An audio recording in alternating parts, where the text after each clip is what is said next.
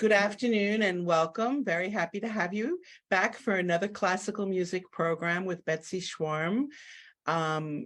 Betsy did a program for us last month in honor of the 4th of July. That was just terrific. And we have several more scheduled. So I'm going to put that information in the chat so that you save the dates. For those of you who might not have met Betsy last month, let me introduce her again, and then we will get started.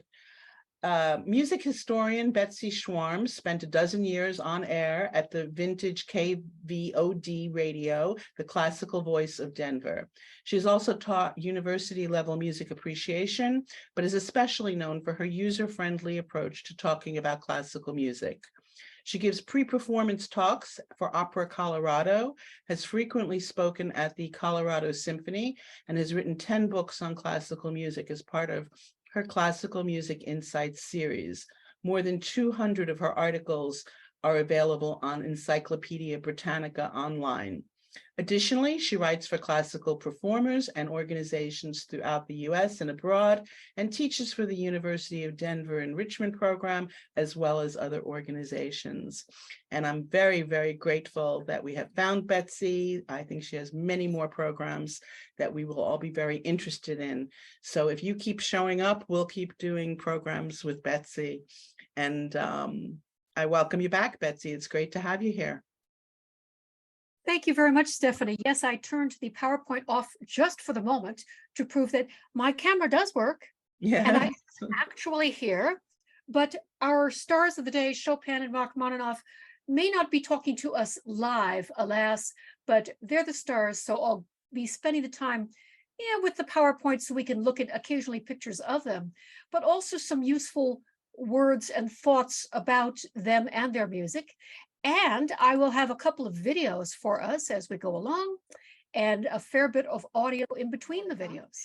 Having decided that I wanted to offer a program on great pianists, the particular challenge was who to choose, because there are so many fabulous pianists/composers. There's even more pianists who weren't composers, but when it comes to superstar composer pianists, these two guys floated to the top of the list for me, in part because each of them has a fair amount of immediately familiar music. People who haven't really paid much attention to classical music will hear a few notes and say, I've heard that before. And even if they can't put a name to it, they'll recognize that, yeah, that's something famous, isn't that? No, I've heard it. Another thing that rather amuses me about pairing these two guys is that Frédéric Chopin was born on March 1st of 1810. Yes, March 1st was some months ago by now. But that strikes my interest in pairing him with Rachmaninoff because Rachmaninoff's birthday is April 1st. Alas, they don't overlap at all in time, but gee, if only they had, they could have had a birthday together on March 15th and decided that it was a fair celebration for both of our gentlemen. The Rachmaninoff picture here is an actual photograph. He lived recently enough that there is good photography. And yes, he had a very big dog at the time this picture was taken. And this was when he was in his late 20s. Chopin, to our knowledge, never had a dog. I'll be talking about both of their lives. And his is not a photograph. There are some photographs from very, very late in his life, in his all too short life, when he was not in very good health, and he would probably not thank me for using one of his photographs when there is this very handsome portrait of him done at the time in oils. So we'll be talking about both of these guys and hearing two works by each of them.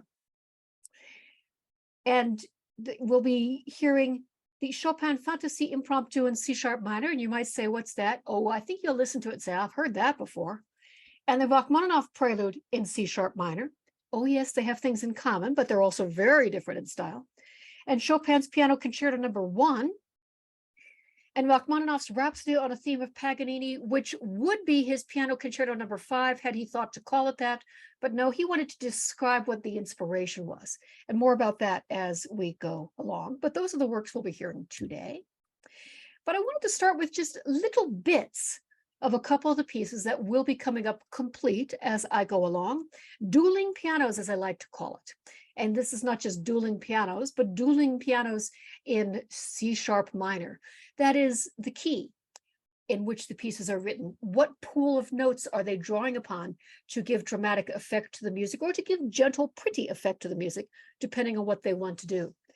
Those of you who read music even a bit are probably familiar with the idea of keys and major and minor ideas.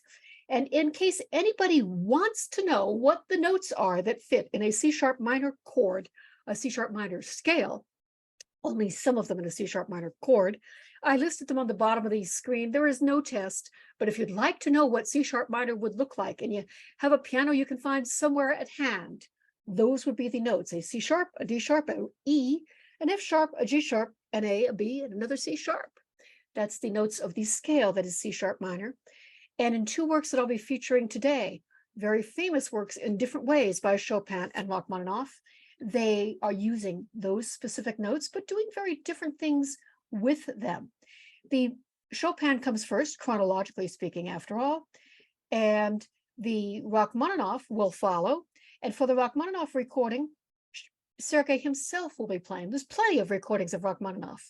He lived in the early 20th century till 1943.